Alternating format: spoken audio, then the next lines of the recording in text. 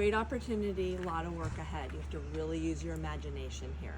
I think the big picture here is you've got a lot, and you got to pace yourself and make a list and put them on, sort of date them.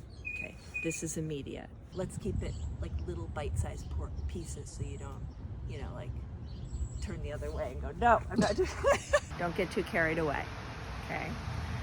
It's really fun to take on projects, but you also have a property to maintain now.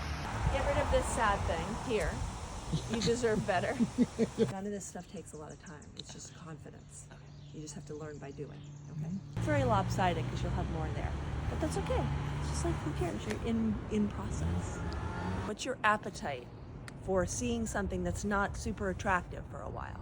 Do you care? How much do you care? Why do you care? Yeah. So don't worry so much. It's all going to be okay. I cracked myself up.